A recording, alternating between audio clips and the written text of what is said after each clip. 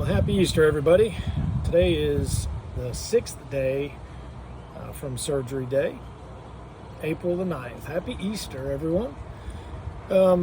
Just going to make a really fast video today.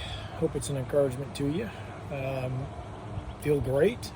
The only discourse I have today is, for some reason, I woke up today feeling like my head's having that issue like when you're flying in an airplane, you know, where everything's just, all that pressure is clogged in and trying to constantly pop ears, but it just doesn't seem to change, and it's kind of got my equilibrium all thrown off. I have no idea what's up with that.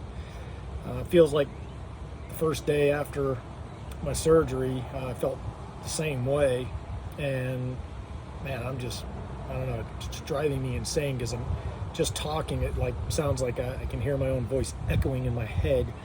So aside from that, feel fantastic. Went to church today, drove all the way to church today myself.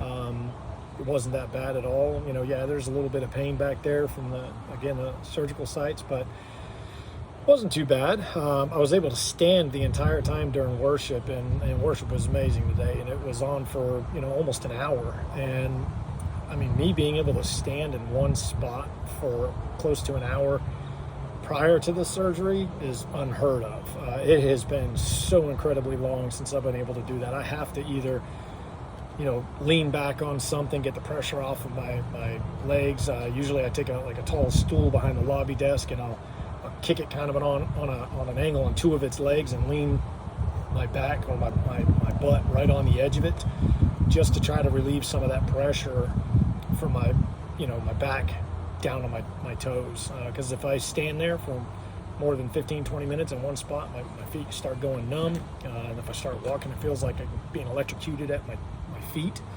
And I had none of that today. Absolutely none. Never got numb feet, never had any increase in pain level.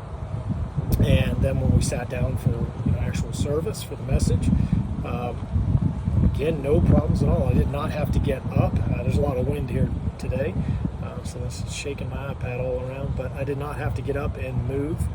I didn't have to get up and walk to the bag. I didn't have to leave, the sanctuary. I mean, it was awesome. I was able to attend, full worship, full service with zero issues, and man, that's just such an amazing thing for me. I have not been able to do that in many, many years. So I hope that's encouraging to the rest of you out there that might be dealing with this. Is, man, what can I look at, at post-operation? Am I going to be able to stand for long periods of time? Are you going to be able to stand and enjoy anything? Are you going to be able to do stuff with your family? Are you going to be able to, attend a church service without being so painful that you just have to get up and walk out, and then you don't even bother attending services because you don't want, inside you're prideful and you don't want people looking at you like you're weaker than what you want to be perceived as because you're injured and you have to leave the room.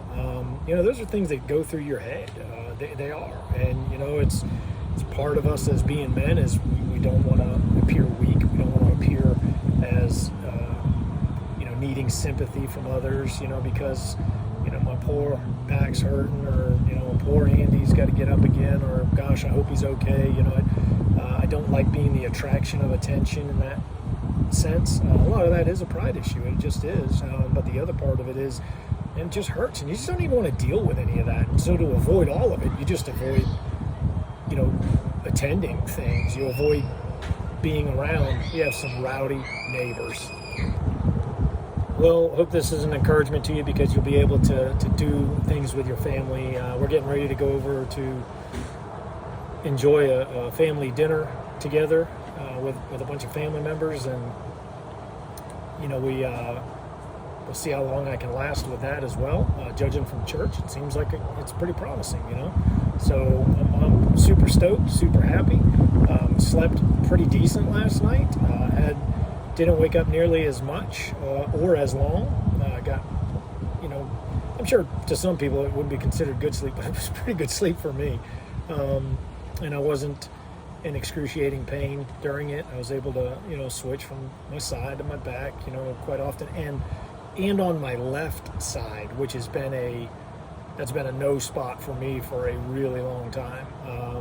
But I will say this, I was having some issue when I laid on my left side when I was there for a little bit. That area that I was talking about in previous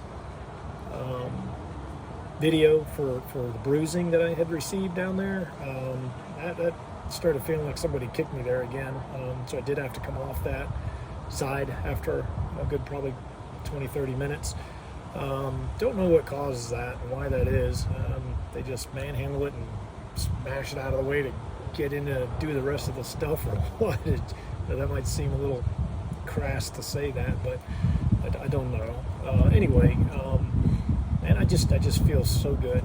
No pain meds, no muscle relaxers or anything else. The only thing I'm on right now is just the Luvenox, which is the blood thinner. You have to inject yourself with a small little needle each day. This go around I only have to do that for 7 days. I think I got three days left of that.